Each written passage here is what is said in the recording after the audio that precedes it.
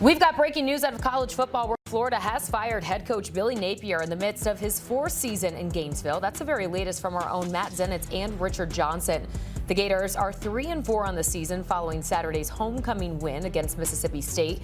In his 4 years with the Gators, Napier tallied a 22-23 record, which included just one winning season in 2024. That's the fourth worst winning percentage in Florida football history among coaches who have overseen at least 20 games, and the worst since the 1940s. Wide receivers coach Billy Gonzalez will take over as interim head coach for the Gators. Florida is on a bye this week before returning next week for its annual rivalry game with Georgia in Jacksonville. For much more on this, let's go ahead and welcome in our own Rand Carthon, who sits beside me here in studio.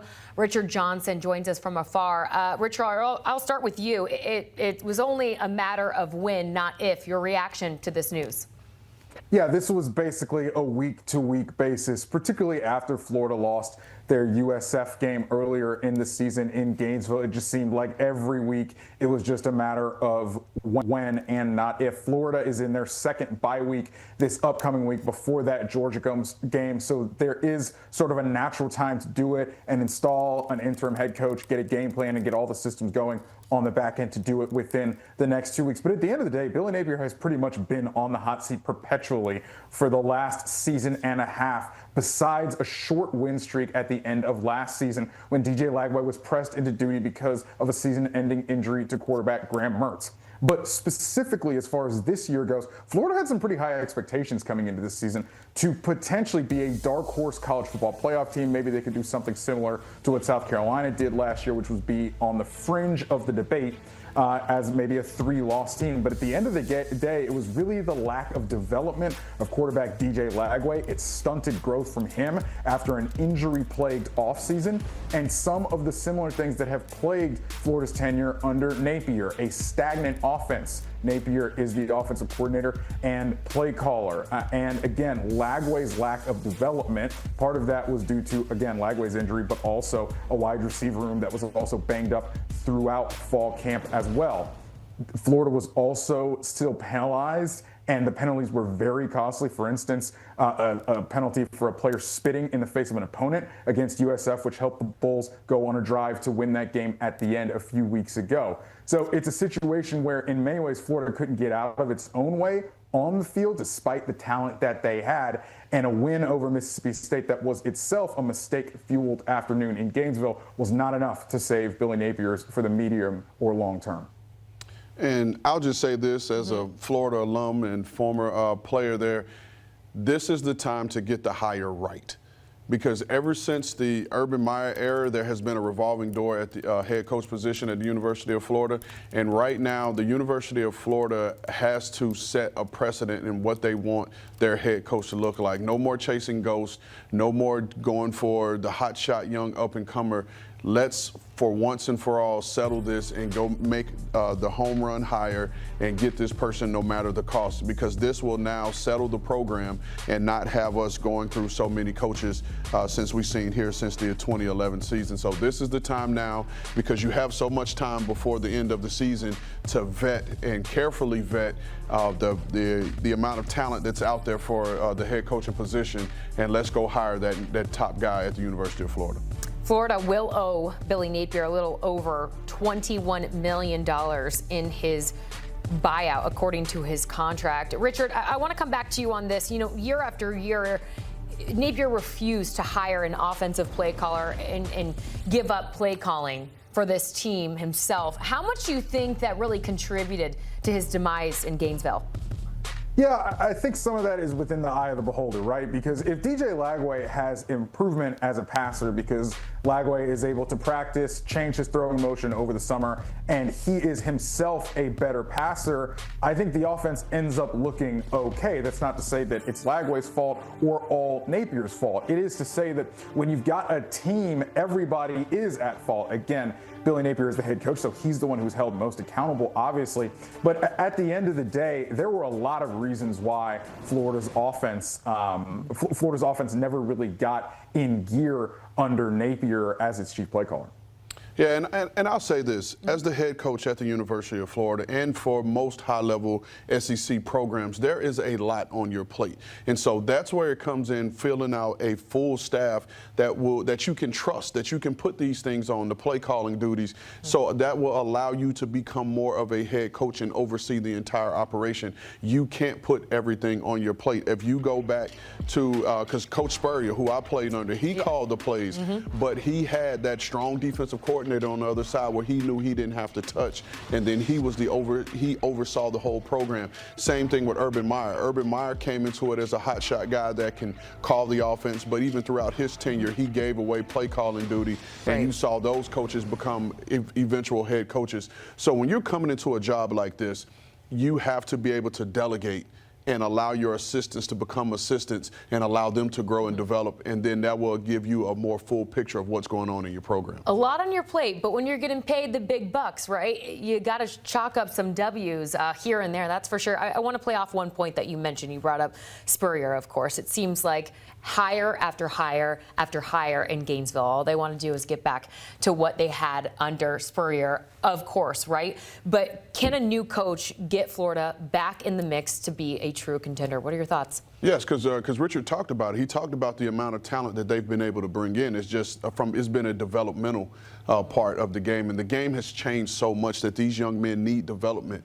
And so you were talking about the Spurrier thing, and I think and when I mentioned earlier the ghost, that's the ghost we've been chasing, the ghost of Steve Spurrier, because not only was he potentially one of the greatest players to come through the program, but he's been the greatest coach to come through the program.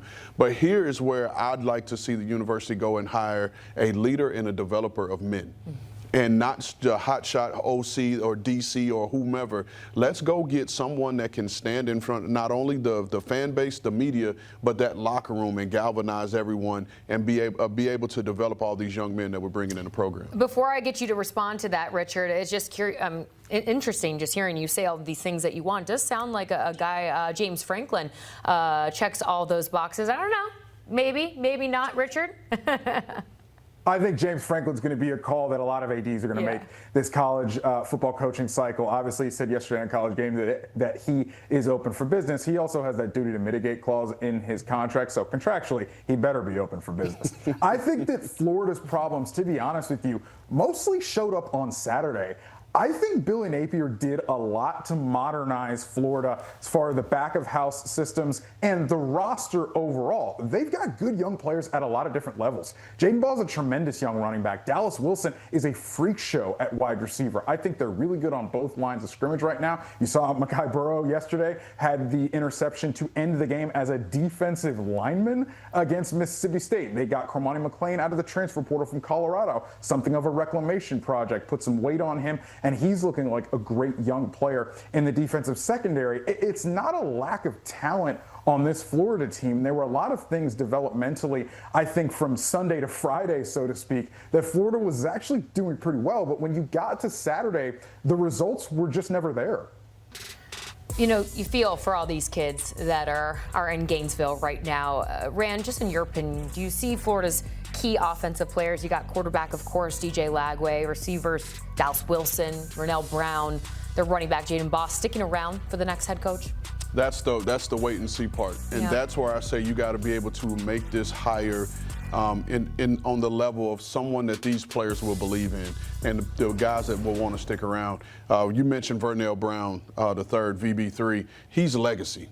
Right? His grandfather played there, his father played there, his uncle played there. And so you'd hate to lose a guy like that, because to me that will say a lot about where a young man whose legacy and all he's ever known is Gator football and where he sees the program. And you mentioned the Jaden Boss, the Dallas Wilson, all these young talented players to build around, and then DJ Lagway. Then on the defensive side of the ball, you have a ton of young talent that have come there because of Billy Napier. And so him and his staff have been able to get the young men there. Now let's see if this next head coach can keep the talent there and continue to build upon that.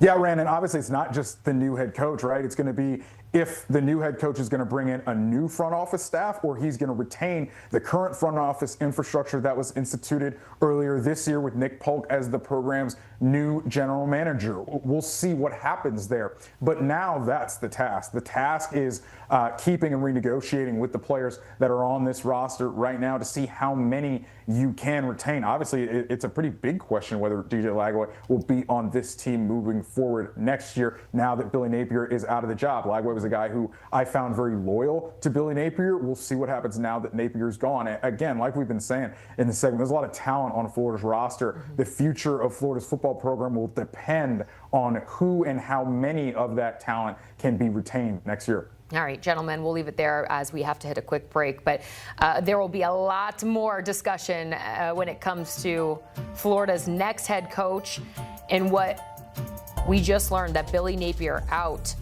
at the University of Florida. The guys will have much more on this on the College Football Insiders podcast. All you got to do is scan that QR code on your screen and watch and listen wherever you get your podcast.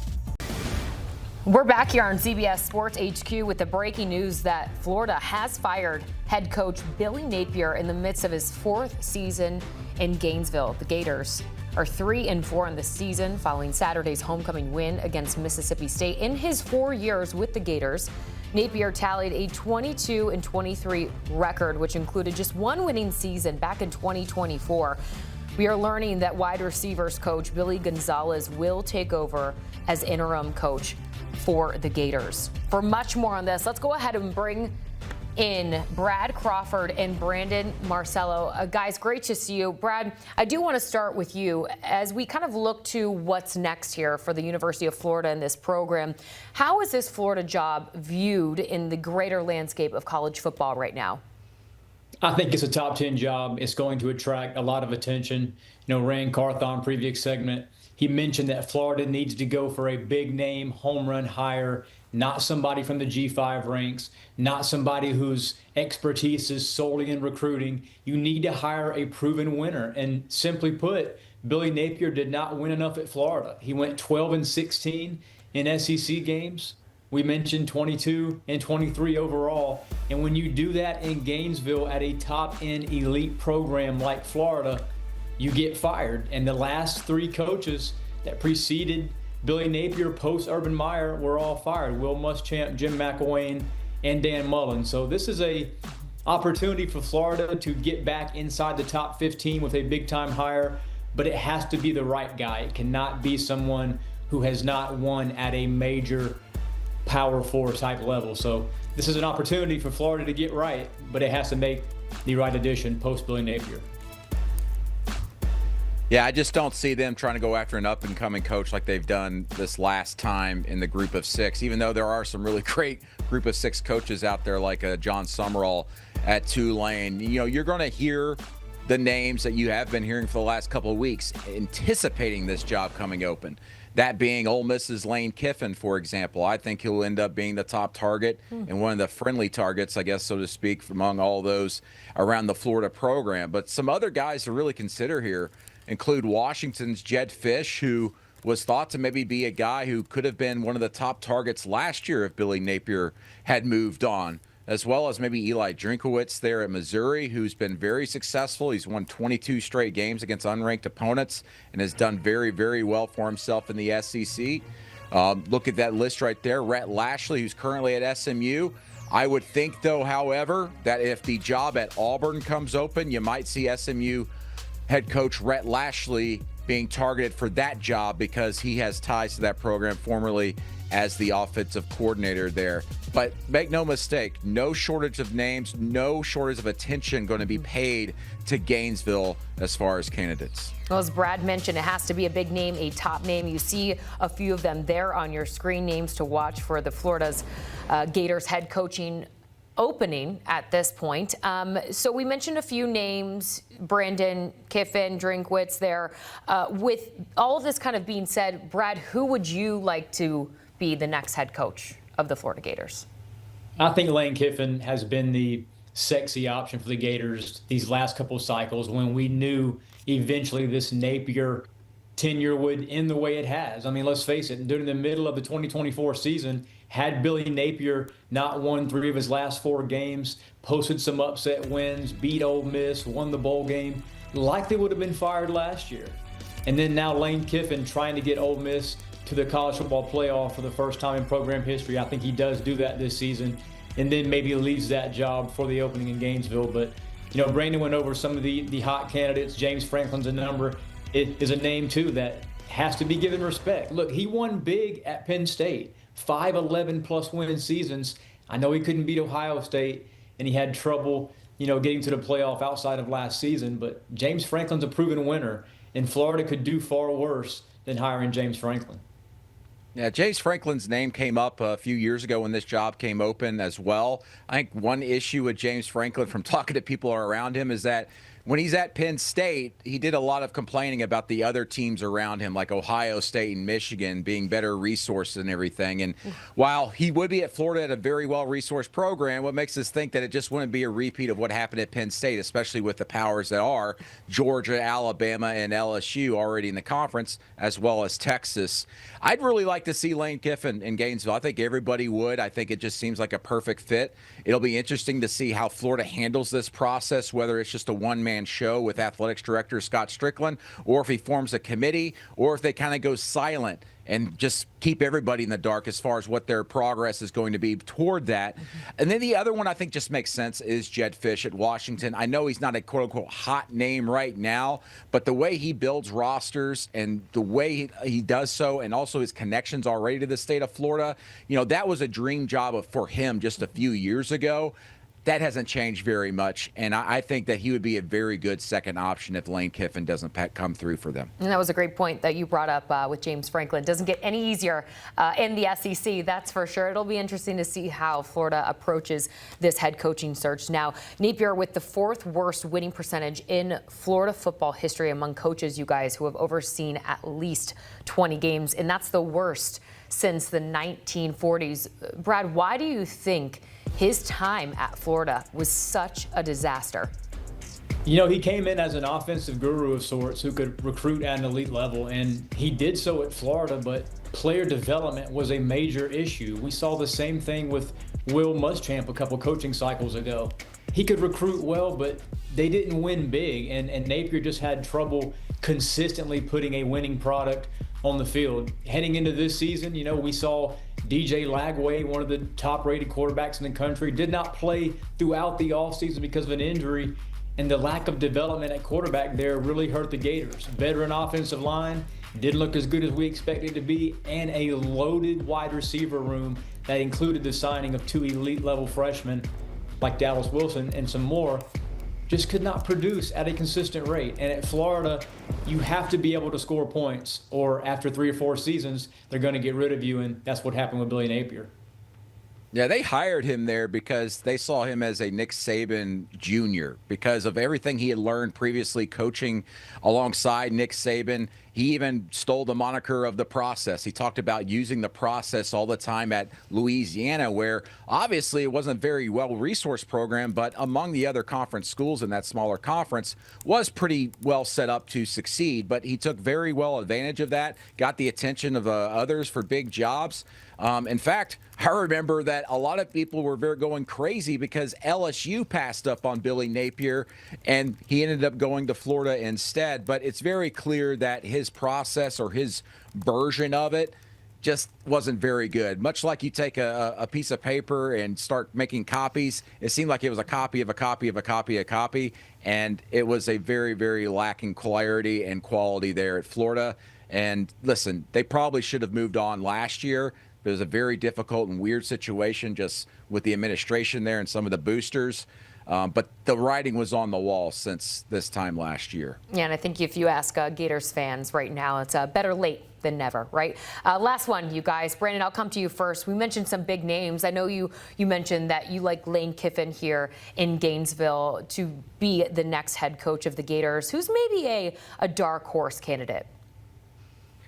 Well, I know they don't want to look at the group of 6 right now, but John Summerall is someone who's going to be at a top-tier program here in the very near future. I think he's going to have his pick of the litter of any job out there other than Florida, just because Florida doesn't want to do a repeat, right? It's very hard to sell to boosters and to your board of trustees, hey, we're going to go hire another group of 6 head coach. And then everybody's going to go, well, you're just hiring the next Billy Napier. It's a path here where you see schools usually go the exact opposite direction of what they just had and that they just fired. So I think that's someone that they really should consider and do their homework on, but they probably won't because of that.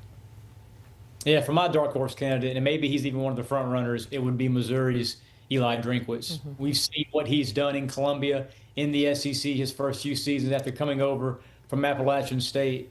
He has implemented his process to near perfection. Now, I know Missouri has not made the playoff yet, but with resources like he would have in Gainesville, then he could just assemble a Herculean roster there at Florida. We've seen him develop and be able to locate talent in the transfer portal. Billy Napier didn't always do a good job of that in Gainesville. Eli Drinkwitz could if Lane Kiffin's not the hire there. All right, we'll wait and see how this next head coaching search plays out in Gainesville. Guys, stay put, a lot more to get to, as Billy Napier is now the latest name to be added to the list of college football head coaches who have been fired this season. Billy Gonzalez, receivers coach for Florida, will take over as interim head coach.